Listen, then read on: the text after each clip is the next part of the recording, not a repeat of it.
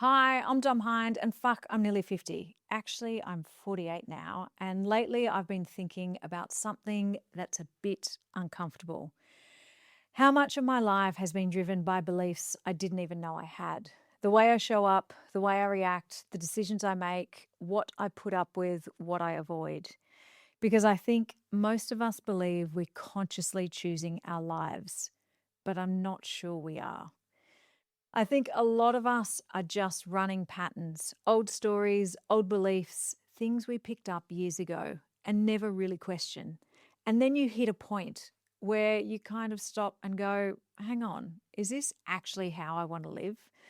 For me, that moment happened sitting on Bruny Island in Tasmania. I saw something on Instagram and it just hit me. You know, when something lands and you don't fully understand why, but you know it matters. So I applied to work with someone I knew nothing about. And that decision has genuinely changed the way I think about my life. Because today's guest isn't just an executive coach. She's the kind of person who sees straight through you in the best way and sometimes the most uncomfortable way. She'll call you out, she'll hold you accountable, and she'll make you look at the beliefs you didn't even realize were running the show. And what she's helped me to do is to properly think about the next chapter of my life. There were definitely a couple of moments where I was like, shit, I've been doing that for years. And now I'm getting to the point, because I'm nearly 50, that it's fuck, I'm nearly 50. And isn't it amazing?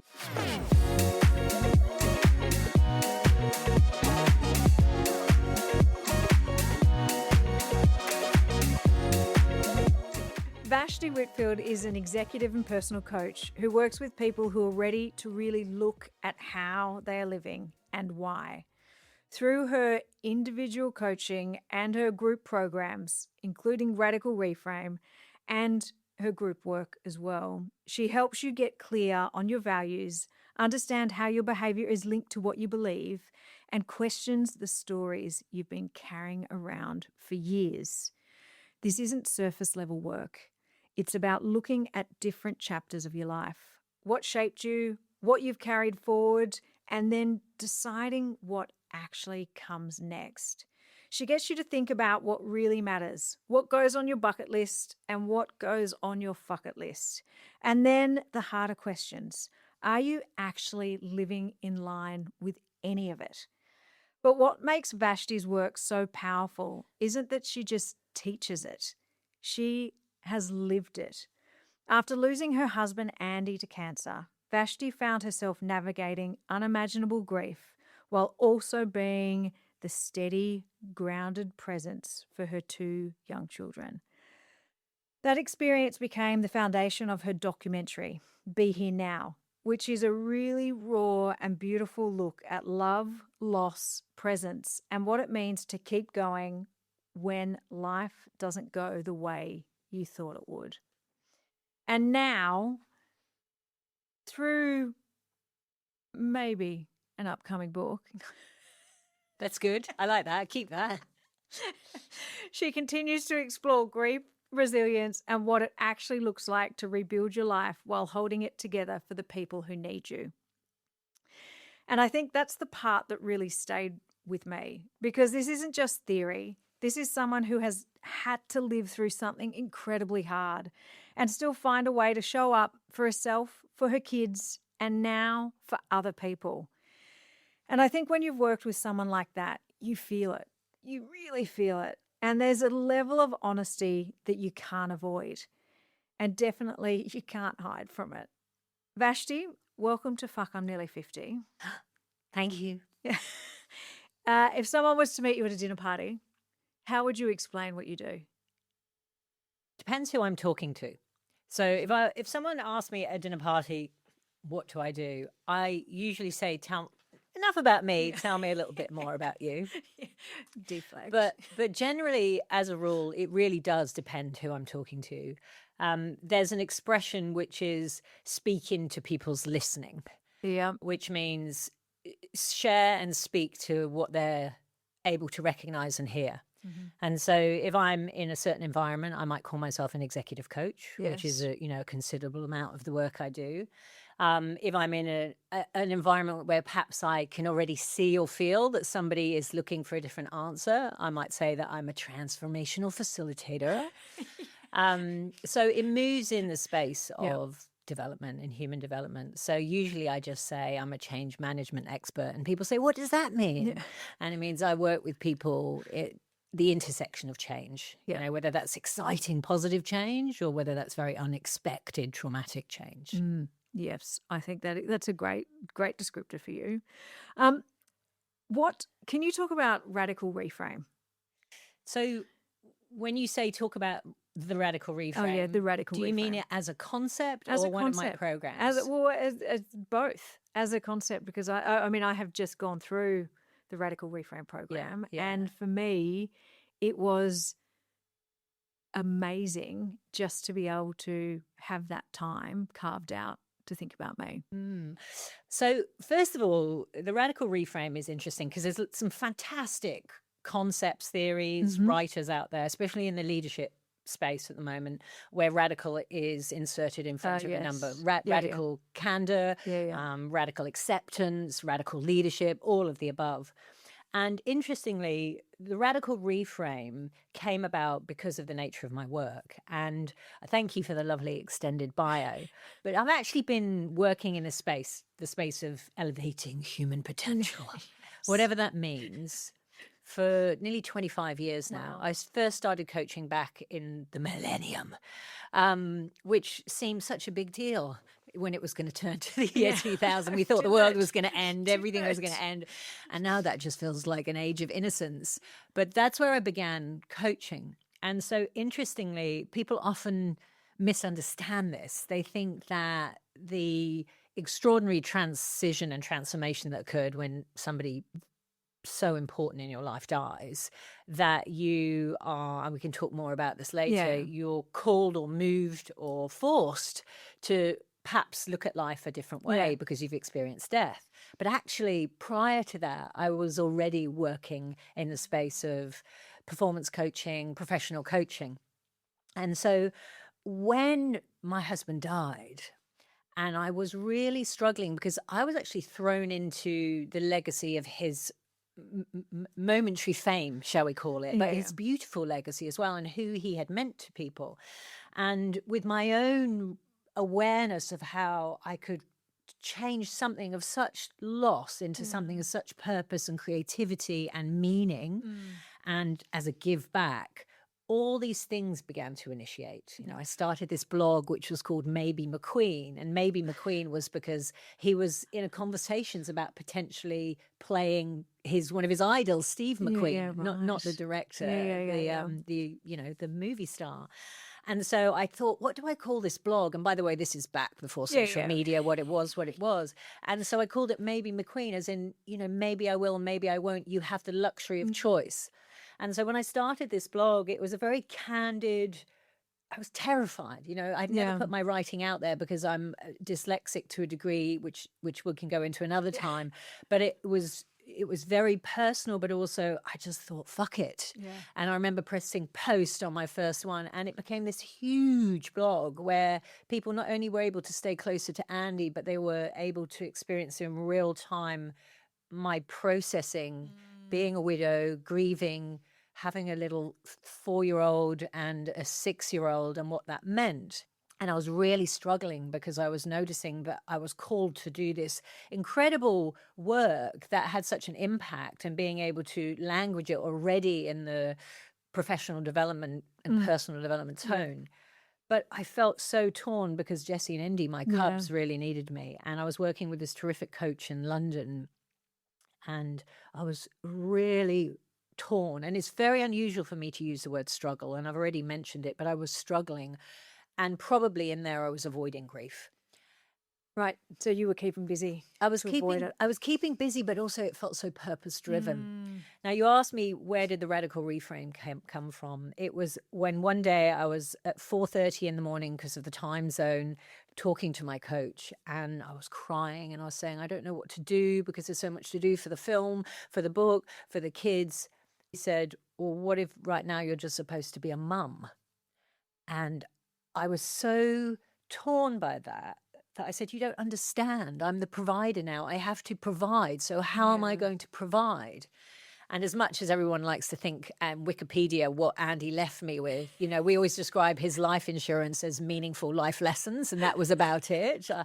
But my coach sent me this message the day after our call, and it was just a quote from Byron Katie, if you've ever come across her. And the line was, everything in life happens for you.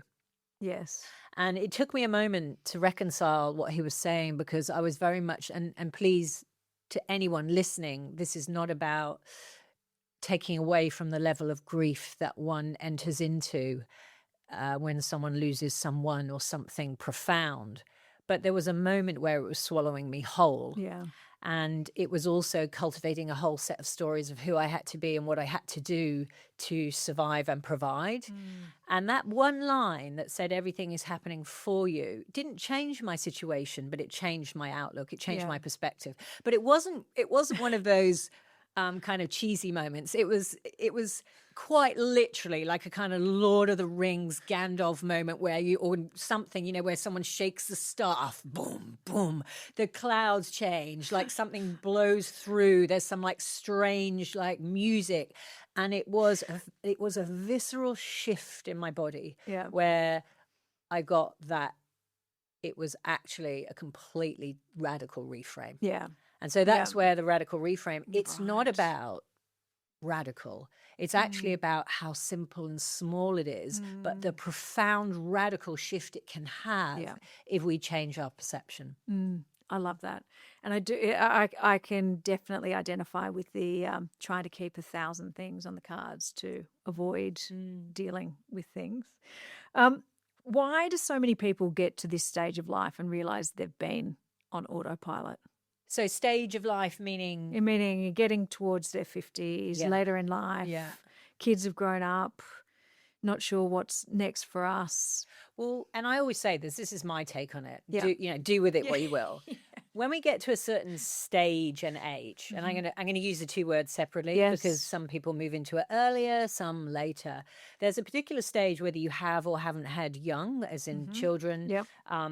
You are usually a child of someone. So you've got parents who are moving into the winter of their life, which can often mean, real challenges mentally and physically. So not only are things shifting from your family of origin perspective, but your direct family as well. Your kids might be getting bigger, they might have moved out, but also you may suddenly having to have this extraordinary shift of where you are moving in the family system into the matriarch or the patriarch yourself.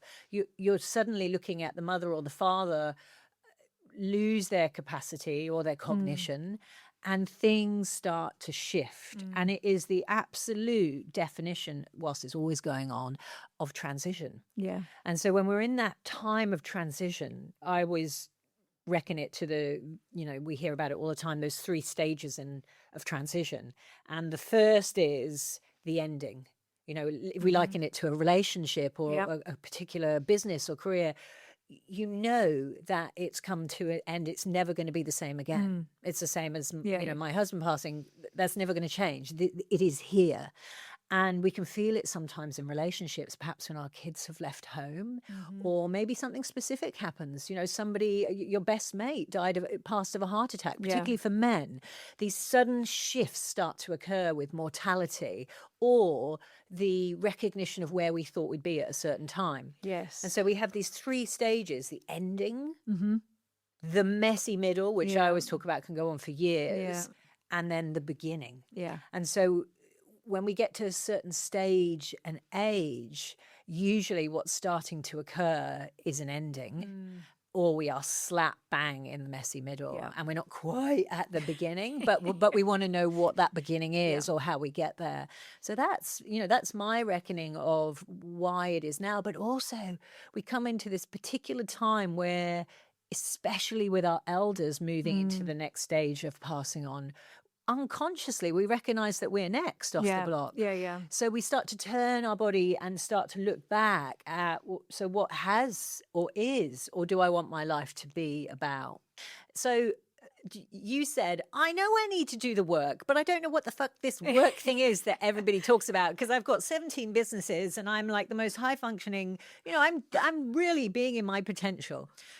So there's what we do on the outside. Yep. And then there's what we do on the inside. Mm-hmm. And for anyone that is interested in any kind of cars or machinery, but particularly cars for this metaphor, it can look sexy, the leathers can smell, or it can be vintage, but actually it's under the bonnet or the hood that makes this thing move, or it's just sitting in the garage. Maybe we feel really low.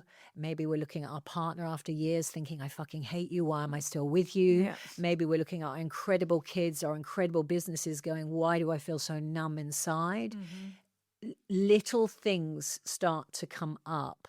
And unfortunately, so frequently what we do is try and numb them. Yeah. Or maybe exit them, worst case scenario. Or ignore them. Or ignore them until our body tells us that we can't ignore them. And unfortunately, that is usually the case, that either our body, our health, or our mind will really slap us over the head with a wet fish because we're not listening. Yeah. And actually, one other thing I do want to say is that we will ignore them by distracting ourselves elsewhere. Yeah. We'll do a decoy. We throw the hand grenade over here, or we create something incredibly meaningful over here. We might become a workaholic, which looks so impressive, but actually we're avoiding. Why do you think it is so hard for us to do the work? Well, I had this perfect example happen maybe yesterday, and can confidently share this. So I've started working with somebody who's very new to the space of introspection and looking at awareness and self and feelings. Yeah. This person is a male. Their next birthday will be 50. And as we're seeing in the economic climate, a lot of positions are feeling very shaky on the ground and unstable. And this person is having what I would call a confidence crisis. Yeah. Led vastly by a sense of inadequacy, too much comparison, and an enormous fear about the future and how their status will look should the situation change. Yeah.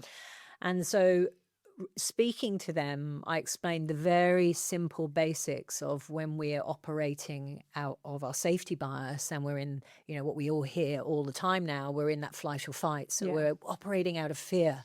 Is this going to happen? What if this happens? And we're catastrophizing, we're second guessing ourselves. And this wonderful human declared outright, how can a man that's nearly 50 be operating out of fear? How pathetic is that? And so the level of shame, the lack of awareness that as human beings, it's one of the fundamental things that keeps us alive, recognizing our fear, but also this idea that we should be, and I use the should word, we should be a certain way, and that if we are feeling anything other than beating our chest on top of things, there's something wrong with us. Whereas then on the other side, I work with people like you as an example who go, there's a curiosity, like where else? What is there for me to learn? And so allowing someone to recognize that there's no shame in, let's call it doing the work, but actually it is one of the most powerful demonstrations of whole life leadership you could possibly demonstrate for yourself and to those around you. Yeah, I agree with that. I'm glad you agree. She agrees, everyone. Quick, write a book. Who you? No, you. I'm not writing a book. Can you just talk? I love because you always pull me up on it, the should versus could. Oh, yes. Should is usually loaded with a whole set of stories. Yes. And should can be based on inadequacy, should can be based on comparison, should can be based on somebody else's expectations of you, society's expectations of you. But what should is absolutely the opposite, aligned with what your intention is or what you actually value. So when someone says to me, as you often do, oh, yes, I should have done this. Like, I know what the, in quotation marks, the right thing to do is. But actually, we don't actually have any intention to do it. And so there's no awareness or learning when we use the word should. Yeah. There's usually avoidance, self-deprecation, Yeah. and or, as I mention often, comparison. The moment we say could, it becomes something that is critical, and it is also what the definition of the reframe or radical reframe is. The moment we say could, it is this unavoidable crossroads of choice, Yeah. right? Yeah. So I should have gone to the gym Yeah. becomes I could have gone to the gym, but I chose to hang out with my kids instead. I could have gone to the gym, but I chose to hide under the duvet and feel shit about myself. Yeah. And so that creates the question of what made you choose that? So wherever we use the word could, not only does it open up choice, it opens up the opportunity for insight and awareness. Yeah. So often when we throw the should word in, it's actually an avoidance. And, I always say this to people, well, if you should have done that, what could you do, and what's your intention in Yeah. that particular area with that relationship, with that piece of work that you need to submit, all of those different things. And that's where your question about why are we so scared of doing the work, because when we go into the possibility of choice, suddenly it's our responsibility. Yeah. We can't blame anybody else or anything else. We all of a sudden have a choice, and that is often more scary than actually having no choice. And I've got the perfect example of that being scary is when we first started working together. You said, well, what are the possibilities? What's your bucket and fuck it list? And I'm like, oh, I'm just going to play it safe. And I didn't really have, I was like, my to-do list of this is all my possibilities of things that I can do, because I was too scared to push and to challenge myself. And I think that, you do, with that reframe of could, you do look at what else is possible. Well, I also think we have to examine, we don't have to, we have the opportunity to examine where that's coming from. Yeah. So when I ask you to write your bucket/fuck it list, and the definition between the two is again about understanding fear. So when we explore the fuck it list, and it's not swearing for novelty. No. It's actually the scientific evidence that when we physically say fuck it, it's a bit like when we do the bungee jump or we hand in the resignation. Yeah. It gives us that almost, it's a bit like when you put your car in turbo, it gives you that extra rocket launch.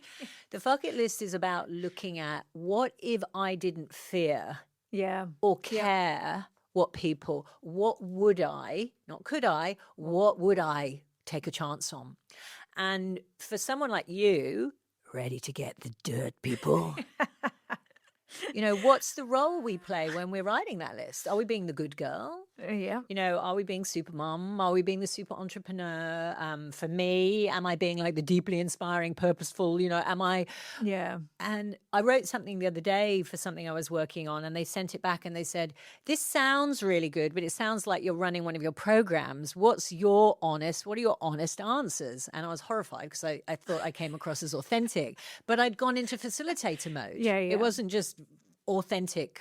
So for you, when we looked back at your bucket list and we asked, well, what is the fuck it list? Doesn't mean you have to do it, but what if you didn't care? Yeah. And if you were looking back on your life, as predictable as this statement sounds, if you were looking back at your life, what would that list actually have on it? Like huge and tiny. Yeah.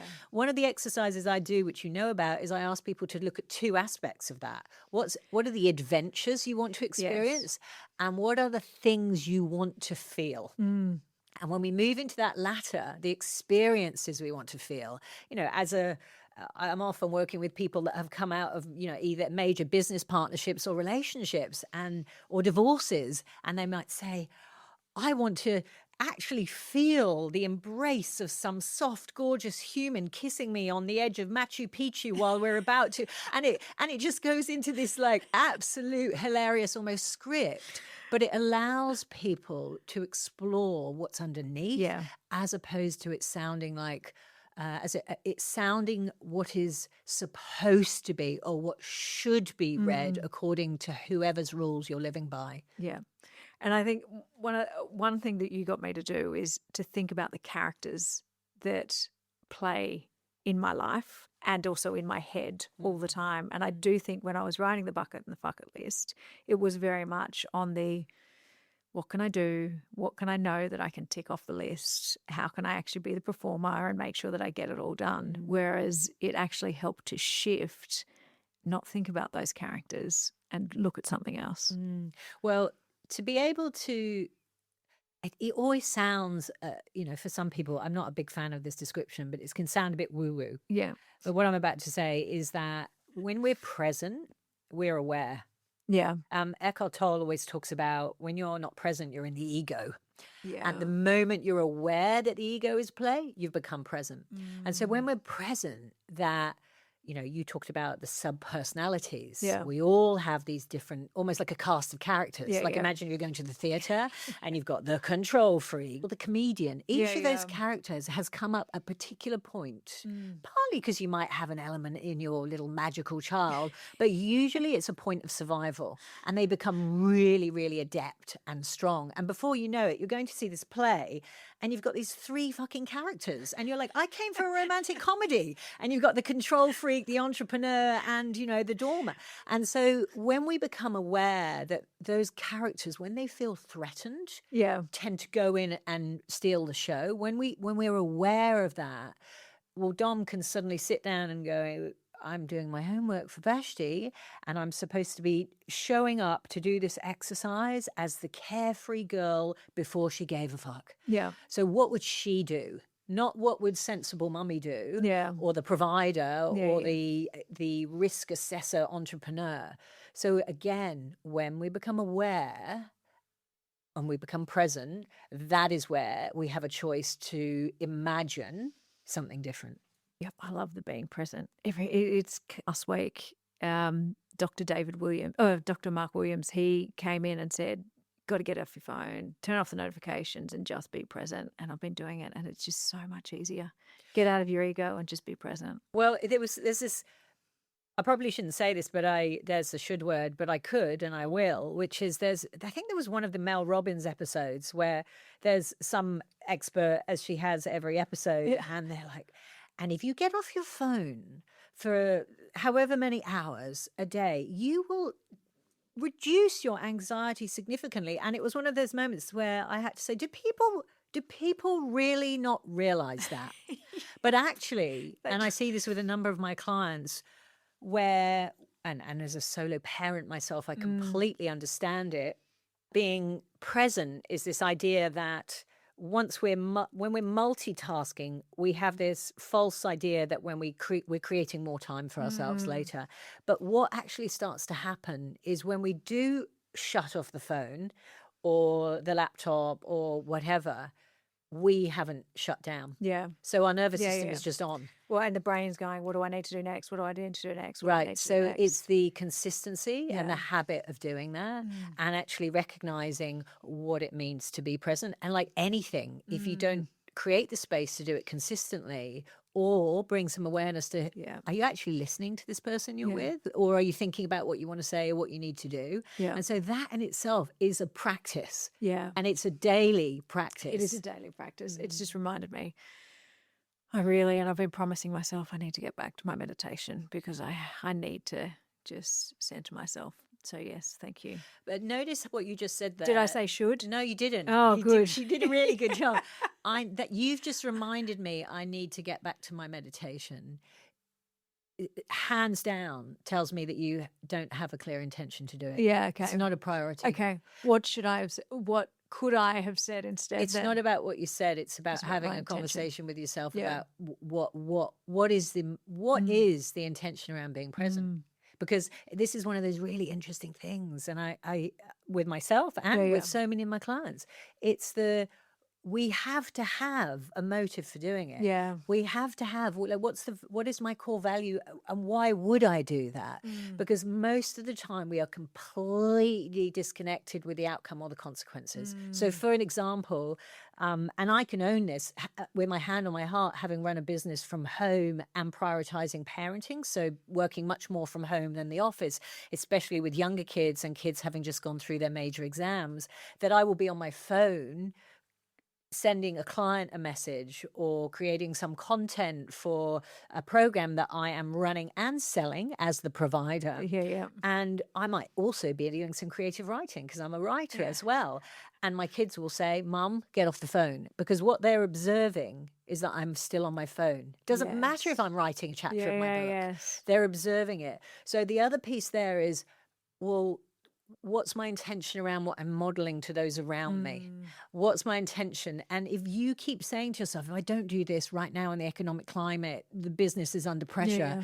If I don't do this, I won't have time with the kids later. We make all these reasons and excuses, which are true, but in the same conversation, it disconnects us from having any intention to actually make the difference. So I think coming back to you, it's this idea of, well, why? Why would you meditate? And getting much more anchored in that, and then setting really clear boundaries and consequences around it. Being still and being present is almost a threat to us. Yeah. You say your behavior is your beliefs. Your thoughts create your reality. Feelings create your behaviors. Can you explain that? I'm going to explain it and I'm going to correct it. Yeah. Can you? What did I say wrong? absolutely Because don't. I just. Yeah, what so do you say? Say well, it. Say it. I think what you're saying, as because I feel like you've amalgamated Probably about 700 17 things. conversations. So let's take the pertinent piece there. And again, this is one of those no shit Sherlock moments, but for some people you're going to hear this and it will allow you to see hopefully things in a slightly different way.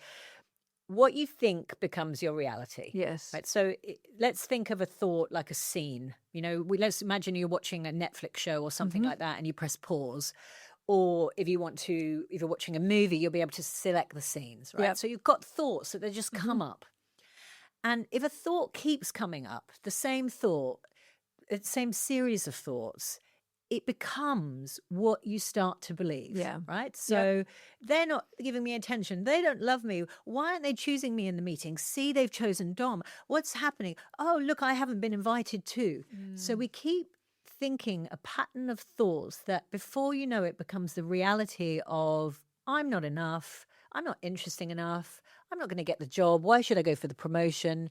I don't have what it takes to start a business. And all of a sudden, your life becomes the reality because that's what you see. Yeah. Even it's the complete opposite is what you see. And it's almost like that moment that I was working with my coach back, a year after my husband died, where he said to me, everything happens for you. Because all I could think about was you don't know how hard it is. Yeah. And it was. Yeah, I bet. But two things can exist at the same time. So what we continue to think becomes the reality of what we see and what we can only see. So if we change our thoughts, we have the opportunity. Now, some people go, how can you change your thought? Well, you can't, like a wave, you can't suppress a wave coming, right? Unless you are somebody very powerful. And I'm not particularly religious, but I don't know anyone that can stop a wave. You can't stop thoughts. They will come. They're a bit like if you've eaten something inappropriate and you can feel some bad gas in your tummy. But what you can observe is there is a thought. And if that thought, as again, Byron Katie mentions, if that thought's not working for you, who could you be without that thought, right? So if we can choose, but the problem is we go, it's a thought, so therefore it must be true. Yeah. I'm thinking it, so therefore I must believe it. Yeah. So what we continue to think and think and think and think and think becomes a belief. Yes. Now, the second part of that, so your thoughts, what you think becomes your reality. The second part of that is your feelings, how you feel. So let's work this out. If you feel shitty, if you look in the mirror and you go, ugh, you look disgusting, and you're thinking that thought, and you feel flat, and you feel low, and you feel insecure about yourself, you sure as shit don't put on something spectacular and go, I am going to nail it at that meeting today. You go, you know what? I'm just going to sit in the back and I'm going to be on my phone. Yeah. So your feelings cultivate your behaviors. You might feel flat, so therefore you go eat something you don't need. You might feel flat, you might drink something you don't need. You might feel flat, you go exercise extra hard or you turn the TV on. when we can become aware of the thoughts that keep coming up, Yes. when we can become aware that despite feeling a certain way, we don't have to react to that feeling. We can observe it and actually do something different. And what I want to say, this is not about not acknowledging your feelings. Yeah, yeah. You know, when we're children and we don't have our feelings acknowledged, that creates all sorts of fuck ups later, right? Which we're talking about. But when we can observe a feeling and be able to name it, which is a whole other level of awareness, when we can say, ugh, I feel ashamed that that person is coming to my house and I know that their house is bigger or that they've got a set. When we can be aware of that feeling, but then not react to it, maybe not invite that person to our house, when we can actually choose to respond to it in a different way according to what we think is really important and what we actually really value, that's where magic shit starts to happen, and we can actually cultivate change in our lives. But also, more than anything, the internal starts to feel very different. And when I was working, or when I have been working with you, I've realized that the feelings and being able to name your feelings is something I'm not great at. Like, I haven't grown up knowing and naming my feelings. And I think when we started working together, I was like, wow, that's a massive thing. I don't know what I'm feeling. Do you think a lot of people are like that? I would say absolutely. I mean, I was going to give some hilarious statistic there, but you know, we live in a different time. I was watching something funny the other day. I think it's brilliant. Fran Lebowitz saying, you know, I grew up where your mum was your mum. She said, I remember my mum saying to me, I'm not your friend, I'm your mum, so I'm going to tell you how it is. And Fran Lebowitz was talking about how now we're always, you know, our parents and kids are friends. She was like, it's totally alien to me. And, you know, if you feel a certain way, honey, you don't need to do that. Like, if that doesn't feel good, don't do it. Back in the day, it was like, I don't care how you feel. Like, hurry up and do it. Right. Yeah. So we didn't grow up in that space.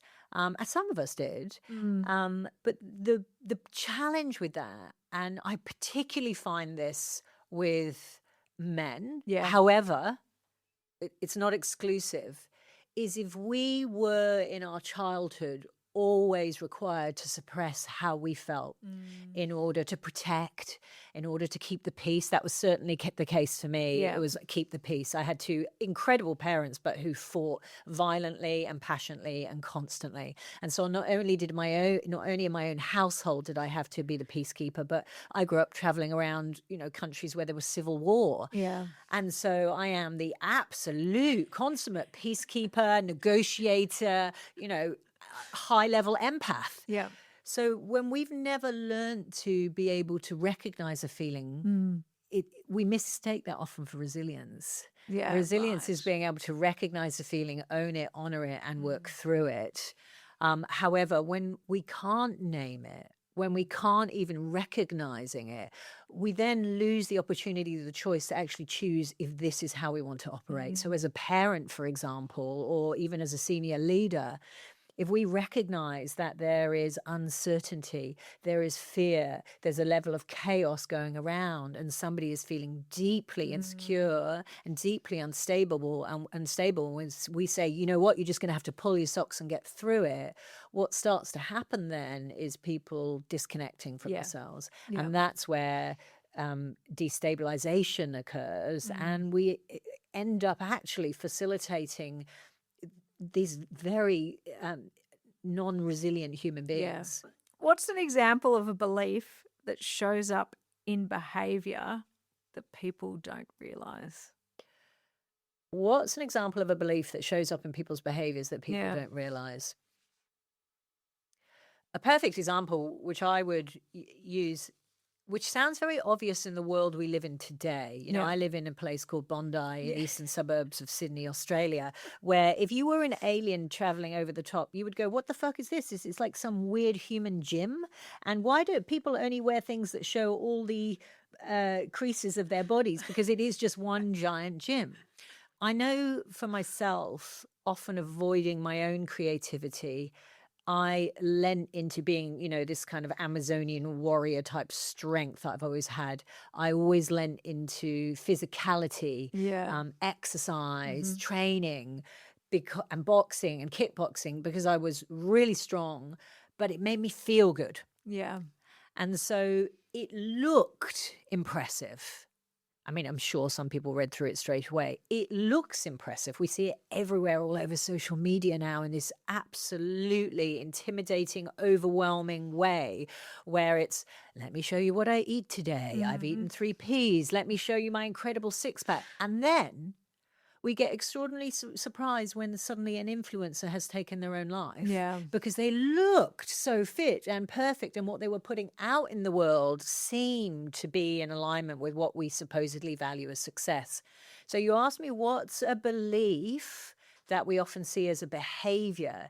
Is I am, and again, this is going to sound a little woo-woo, I am not worthy, or Yeah. I am not enough. Yeah.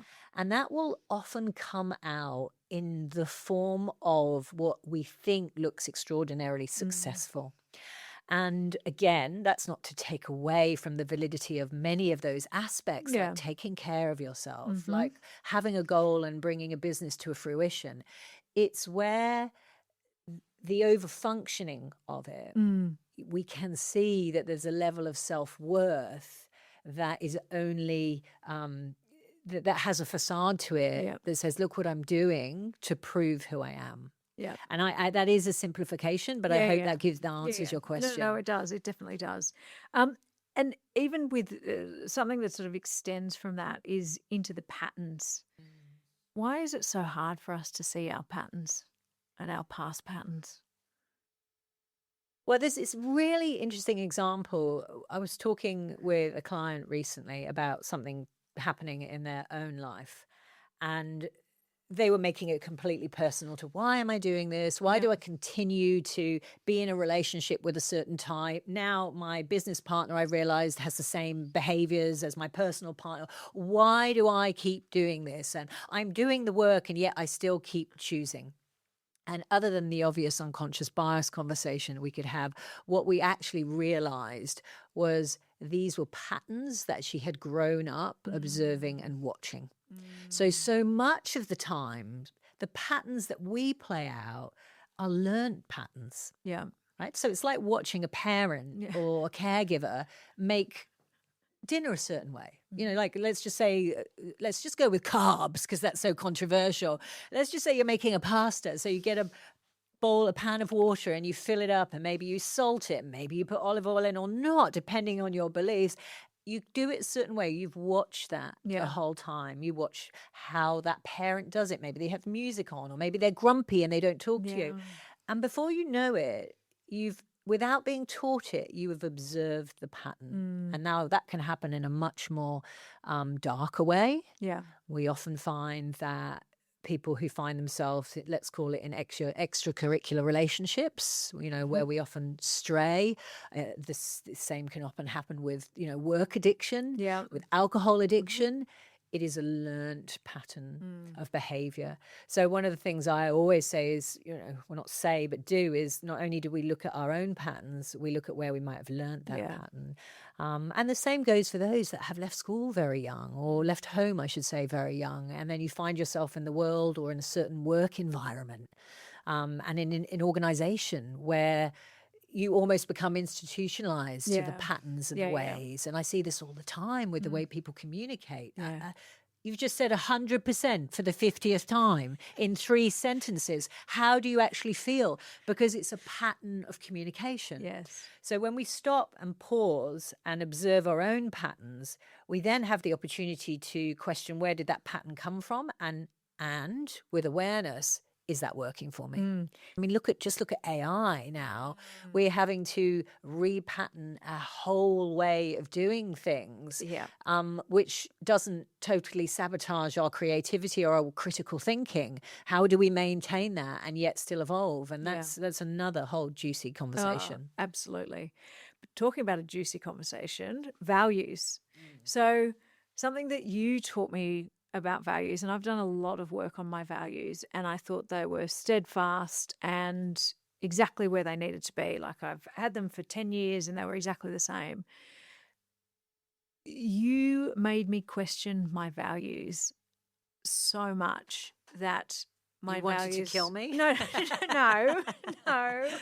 I and we've only just done the last round of values work, probably about a month ago, and I've now changed mine to courage, to joy, and inspiration. And even in those, like it has helped me change the way that I am now acting every day.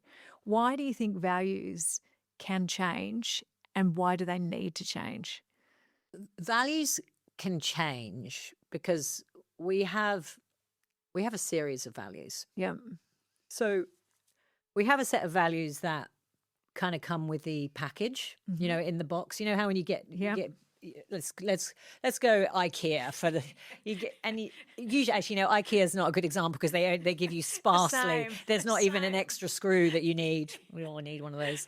But it comes with all the different things. Yeah. Right. But it kind of comes with things we don't necessarily know that we were getting or even wanted. So, for example, let's just say we had a very chaotic childhood or very unstable.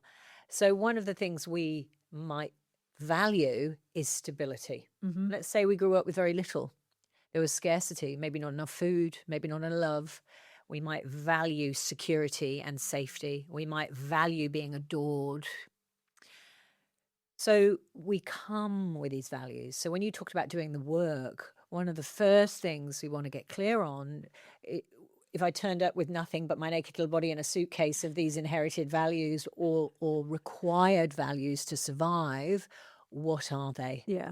And if you have a parent that values success because perhaps they needed it for safety, we might also arrive with a little value of success because that's what we had to value to get love. Yeah.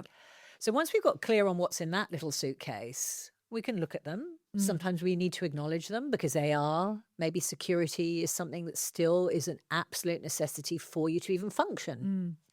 But then it gets juicy because then we look at, well, what is this life you want to lead? How do you want to be as an entrepreneur? How do you want to be as a partner? Who do you want to be in the world? What makes you feel happy outside of what's in that little suitcase? And it's one of my favorite quotes, the Martha Beck quote. The intention to change and create change alone cannot happen, and I'm paraphrasing, without changing the conditions to actually have change. Yes. Right. So we can't just change by doing the same thing every single day. We actually have to shift the conditions. So our values, these laser values, allow us to. So when we look at understanding the values we arrived with that we don't necessarily have to live by, we might need to acknowledge, respect, build them in if that's what has us feel a certain way. But if we haven't got that compass, those coordinates, we then are going to just continue to do things like we talked about earlier, the patterning, the programming. Now, the second part of your question, which I'm going to repeat but don't necessarily align with, why do we need to? We don't have to do anything. Yeah. It all depends on what you want from this one little life. Yeah. It also depends how close you are to the end of that life, because that changes our perspective on our values when we get close to that, or if you've had somebody who is at the end of their life, whether that is too soon or not, all of a sudden our values change. Yeah. The fuck it bucket list comes into play a lot quicker. Yeah. And so we don't need to, but we can. We can take the time to look at what if I focused on more, would be more in alignment with this lovely little life. And if I look back on it, I would feel that I'd chosen according to who and how I wanted to show up and do life. Okay, good. Talking about the bucket list, with the people that you work with, what's one thing that surprises them or you that has ended up on someone's bucket list? You know, the most interesting thing about the bucket list is there have been people, a family in particular, that sold everything and decided to travel the world with their multiple little offspring. And that was, and again, apologize for the predictability, but it was, we realized that we really do have one life and our kids are only young for a certain period of time and that we can do this and the world won't end. And again, different things going on at different times in the world. And that was a different time. We're in a time now where people are a little more risk averse or the opposite. So that was one of the kind of profound things. But the thing I actually would share here, which is more, I think, more pertinent, is it's more about fuck thinking, caring what people think. Yeah. And that was about changing friend groups. Yeah, wow. That was about having some very important conversations within a marriage. And it was about changing the infrastructure. And as our wonderful Martha Beck quote, the conditions of how they were operating. And that was the absolute epitome of doing the work. It was the stop caring about what others think from a comparison. I don't want the third house. I don't want to go there. I just want simplicity. And again, that was the luxury of having awareness to be able to just shift on the inside. I do love that because we actually spoke about the conditions quote this week. And I do think it does help you rethink what is going on in your life and what are the conditions that you have in place, or the structure that is in place that you don't necessarily need to move on. Well, if we look at the language of what conditions mean, the most obvious thing is if you look at travel, or let's just say you're a mountaineering person and you want to go somewhere where you're doing extreme sports, you would say, what are the weather conditions? Yeah. Yeah. Right. What are the conditions of working in an environment like this? When we look at the conditions of a relationship, for example. So the conditions of working in my work are that I am my boss. I am responsible for myself. I am accountable to myself and my few, part-time assistants.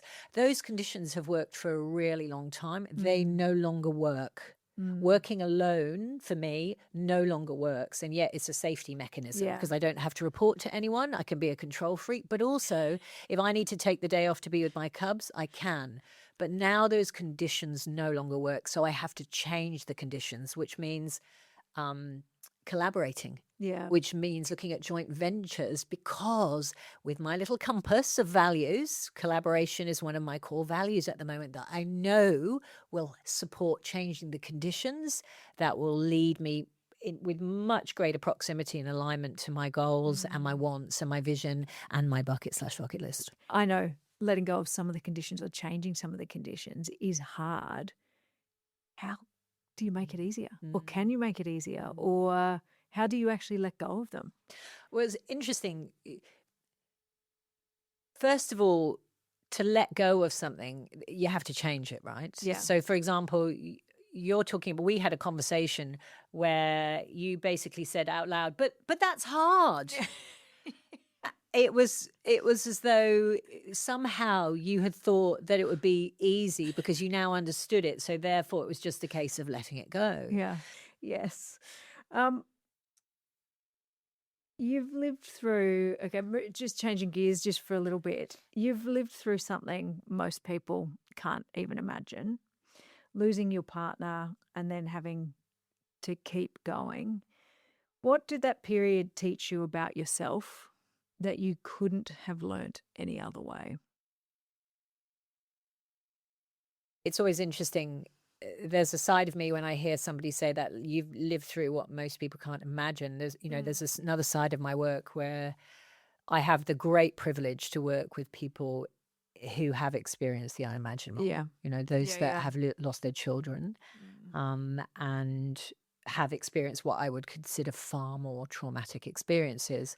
And yet in my declaration of that, there is perhaps even an avoidance that I spoke about earlier to acknowledge how traumatic it actually is to go through something like that. And with the reframe, it's very easy to move away from those and say, well, because of this, I became that, and I was able to do this, and this is how my children grew up. And all of those things are true. And in the same breath, when we are forced into this very normal human condition that is grief and the sheer range, we see so much writing, and now because of social media, there's so many wonderfully grief podcasts, books available, it as a narrative is something that is far more invited and available, which I'm grateful for. But in the same breath, like everything, it becomes like noise. Yeah. But for me, grief became such an extraordinary part of my life. I often write about it as this other person that sits at the dinner table. Yeah. You know, you're in the bathroom and it's there next to you. You're pulling on your knickers and there's there. I mean, I've mentioned this before, you know, the first relationship I had, grief was there and with me wanted to call my late husband and talk about the fact that I'd just seen, you know, an Italian Willy for the first time. But in the same breath, you're living this current moment and you're in the present with your child talking about something. And at the same time, this version of grief is there. Yeah. And in my curious way, you know, one of my if you're interested in Gallup strengths, one of my top strengths is learner. And it's who I am as a little human being, was curious. You know, I got the privilege to grow up in so many, you know, insane and magnificent, chaotic cultures where I would just observe and watch and want to walk straight into the fire, as it were. So I had this, I guess, it's a strange thing to say, but on the front foot, for me, it enabled me with that level of curiosity to not only feel it like there was a gaping hole in my chest constantly, but to also look at it and go, oh, hello, you. Yeah. Oh, on my way to the cinema, riding my motorbike, I actually thought, oh, if I didn't have little Jessie in India, I could just ride into the wall. And then it could just be over and I wouldn't have to go through all of this. And that thought actually came to me. It wasn't a thought of wanting to end my life. It was the curiosity of, oh, that would be. Now, I then went to the movies and I came home, let the babysitter go. And then I looked up the stages of grief. And this is quite soon after my husband died, many years ago. And one of the things it said was highly likely to imagine either harming oneself or taking those close with you. And that's where I started to study the people who had made really, you know, unimaginable decisions where they no longer wanted to live, but they took their care. And I started to, with absolute fascination, whilst snottily crying at 2 a.m, thinking, if I'd done this differently, would he still be here? Explore grief as this incredible state of the human condition and to recognize that it sits with us, whether or not someone close to you love has passed there. And that is what it has gifted me, is the ability to look at life and death and all of those stages of transition in a completely different way. Yeah. Radically reframing it. And not just radically reframing it, living it in a way and facilitating it for others. You know, if you look at Buddhist philosophy, from the get-go, there is an inclusion of death and preparation for death. So that it's not so shocking when it occurs. And in countries where there is a lack of not spiritual abundance, but abundance in terms of health and food and water, we see death everywhere. It becomes a place in life. But in Western culture, we don't. And so it just changed that. It changed my way of both living and leading. And leading as well. Yeah, absolutely. Leadership, from a leadership perspective, when we look at grief as part of the human condition, not just something assigned to losing a human being, when we can look that grief is actually a psychological part of it, we can actually lead our people in a very different way. Your film is called Be Here Now, which is such a powerful idea. What does it actually mean in real life? The title of the film, Be Here Now, ironically came from us sitting the night before we were going to get his test results. So he was filming a show when streaming first began called Spartacus. And the first season was called Spartacus Blood and Sand. And, you know, the irony of all of that was he'd been a shy engineer, and through the brutality of his wife saying, you can do anything you want if you believe in yourself, and through his incredible hard work going back and forth with new babies, you know, 1 minute in a harness on the side of building working for Arab Engineering, the next driving around, you know, LA doing pilot season, he managed to score this brilliantly this whole life-changing opportunity to be an actor at 38. And then after filming the first season, what we thought was injuries from stunts and sword fighting actually was stage 4 cancer. And he went through chemo and brilliantly, we beat cancer, went into remission. And in order for them to greenlight, after the wonderful Stars Network had stood the show down, made some kind of prequel sequel to fill in the space, put everything on hold, just before they were going to greenlight season 2, you had to have insurance testing to just check. And on those tests, the day after, things changed, but the night before, he and I were sitting in a little restaurant in Ponsonby in New Zealand, which is where they filmed the show. And he had said, I've been thinking about getting a tattoo because he had this sort of wonderfully perfect natural body. And I said, oh, that's interesting, already clad in lots of ink. I said, because I've been thinking about one too. And he said, well, maybe we should both go and get one, just as a kind of, we've made it. As in through the illness as opposed to in life. Yeah. And I said, I've been thinking about, and ironically, this wasn't related to Ram Dass, who created the whole Be Here Now concept, for want of a better description. I had said out of the blue, I've been thinking about Be Here Now because that's all we've got. Maybe you're going to be okay tomorrow. Maybe you're not, but we'll just deal with it. Whatever it is, whatever it isn't, it's about just being here now because that is literally all we've got. And that's what his whole journey and our journey through cancer created.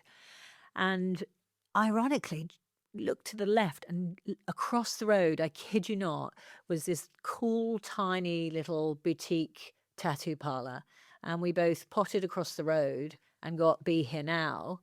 And the next day found out that the cancer was back. And that was the day he decided, through our incredible support, said, we have to do something.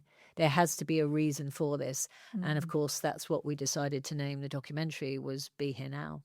But that film, when you watch it, it is the invitation, even though it is now not Netflix standard to all the docuseries you see, it's the invitation to look at your life. And as we've talked about in this episode, am I present? Yeah. Am I here now? Am I just worrying about the future? Am I chasing the past? Am I what if I be here now for this short time that I get here? And maybe it's not even about the time you get here. It's like right now. Yeah. I can run the soft sand, but my knee is definitely saying I don't want to do that too much more. Right now, my cognition is sharp on the good days, but my creatine. but we don't know how long we have that. That's something else we take for granted. And I actually mentioned this on the bucket and the fuck it list. Put in the dates, because you will not be able to do that at 75. You'll be able to do something else. But if you want to have a wild orgy, do it now. Whatever your thing is. But the piece there is like, if I am being in the now, then I am present. Yeah. And if I'm present, then I'm not beholden to all my fears. I'm able to actually look at what is possible and how to embrace that. One of the things that you taught me is, and something that I take with me, and it's why I've got my bracelet from my beautiful friend on my wrist, it's the power of pause. And I think it is that constant reminder, like you'll be here now is definitely my power to pause and just remember that you are in this moment. Well, the power to pause is essentially a catalyst for changing behavior. It's also a catalyst for actually seeing the little ant on the beautiful hibiscus flower on the natural piece of land that you're being able to walk on, as opposed to being, held up or locked up or, in a dangerous country. It's the ability to have a greater consciousness for what is actually available to you in the moment. But then there's the other science aspect of that is, if I pause, I'm not in reaction. Yeah. And we're wired to react because otherwise we wouldn't live. Back in caveman days, you would have got eaten by a T-Rex, although I'm mixing up my dinosaurs and Neanderthals. But quite literally, if you didn't react, you would not survive. If you didn't react when you stepped into a road in a truck, you would die. So we need that. But the problem is that reaction is how we function 24/7. We react by picking our phone up and checking it 72 times in 5 minutes without realizing. The pause allows us to stop long enough to notice where we're either addicted to something and we feel uncomfortable, or maybe we might respond to somebody with kindness. It allows us to make the shifts and changes that we usually have no awareness that we're even doing or being. Yeah. It is, yeah. But it is, that's something that I take with me every day and think about, okay, I have to be present. Yeah. I have to be I have to pause. I have to just stop for a second. And breath is really useful. Yeah. Breath, Meditation. breath is really useful, right? I don't know if you know this, but when you came into your life, you needed to breathe. And when you go out of your life, you stop breathing. And one of the things we do, which is free, Yeah. is we don't use our breath. And again, people will write this off as woo-woo, but you work with some of the top performance coaches. One of the first things we do, is work with breath to be able to regulate, to be able to shift our thinking, to be able to shift our nervous system. And yet the amount of people that walk through life shallow breathing, and we can't think, we can't respond efficiently, it totally changes the infrastructure of how we operate. So to pause, one of the most powerful ways to bring pause in, and you talked about how we change conditions, is to use breath to cultivate pause. So if I stop and I breathe, even if it's in for 3 to 5, in through our nose, pause for a second, and then exhale for 3 to 11 seconds, depending on your lung capacity. And you do that for 5 breaths, and you do that at least 3 times a day, you will start to notice something shifting if you commit to it. Yeah. If your intention is there. If the intention is there. Okay. All right. Rapid fire questions. One belief most women or men don't realize is holding them back. That you can change your mind. Yeah. Okay, good. A behavior that instantly tells you someone is out of alignment. Saying yes to everything.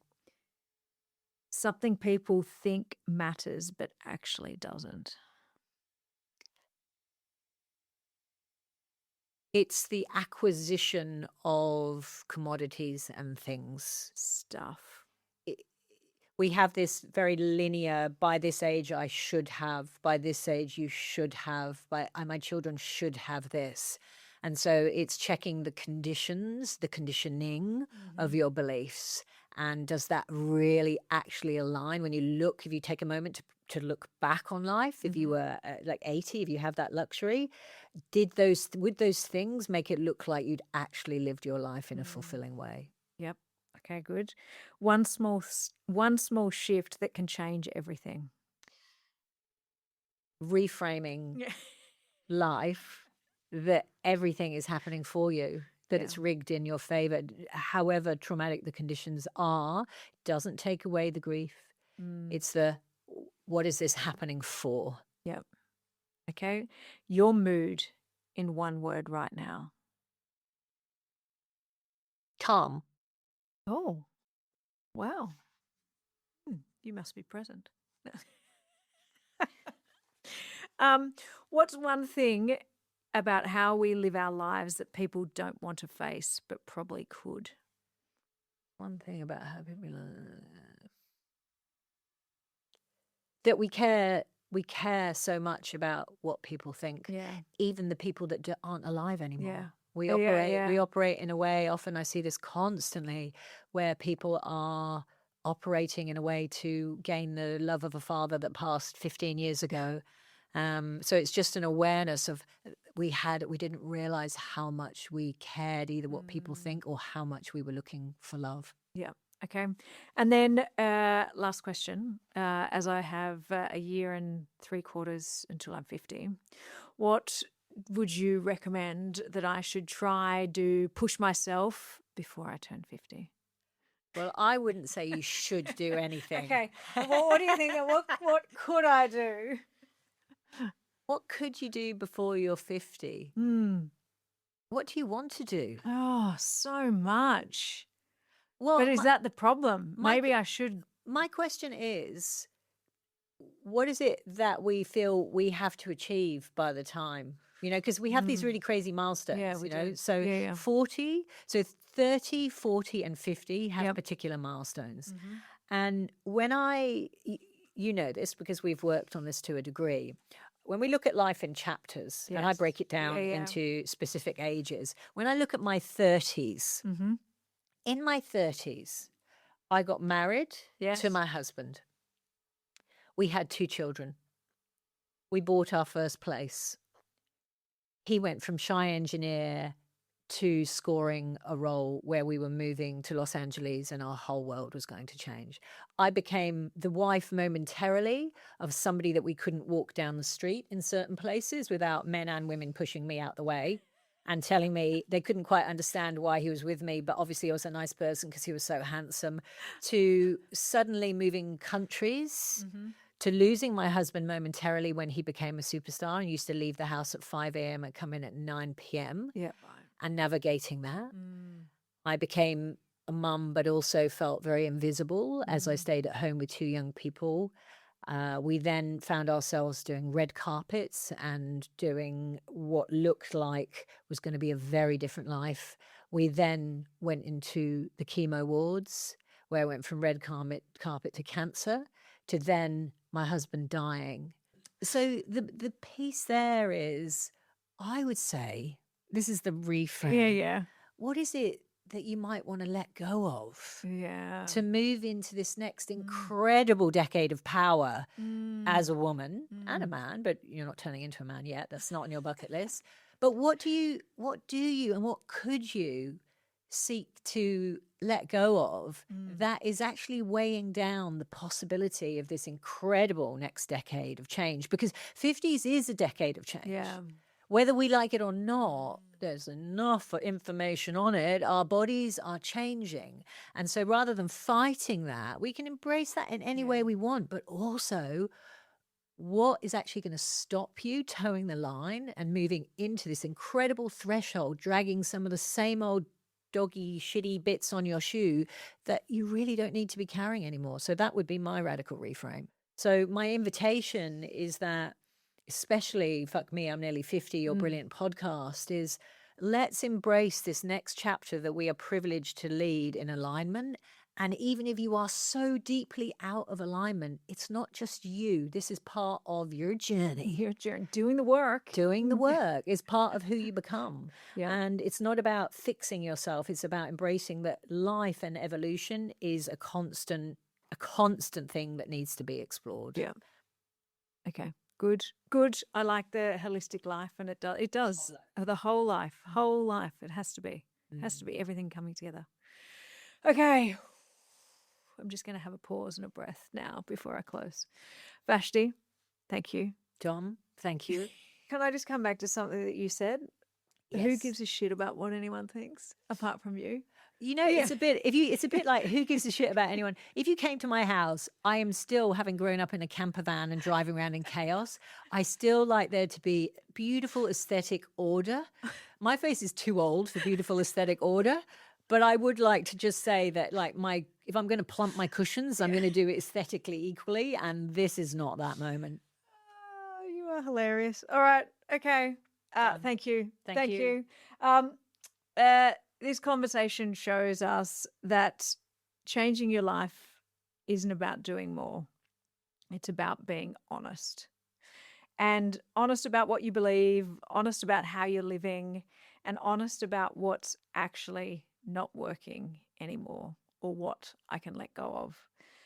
But also it's about perspective, because when you hear someone who has lived through real loss, who has had to keep going, who has had to show up for their kids while navigating something incredibly hard, it kind of cuts through everything else. What matters, what doesn't, what you're holding on to that you probably don't need to. Because most of us don't need to blow up our lives, but we do need to stop running the same pattern on repeat and actually choosing what comes next on purpose. Okay, I know for me, there were a couple of things I couldn't unsee once I did this work, and I just want to say thank you. So thank you. And If you want to find out more about Vashti's work or anything that she's doing in the future, maybe or maybe not, I will put everything in the show notes. And if you do want to work with her, she's amazing, and she has changed my perspective of how I do think about things and how I do need to take things out of my life. So maybe ask yourself, what's one thing in your life right now that isn't quite right? And what can you let go of? Because sometimes the shift isn't doing something big, it's about seeing things clearly and being brave enough to do something about it. Because fuck, we're nearly 50, and isn't it amazing?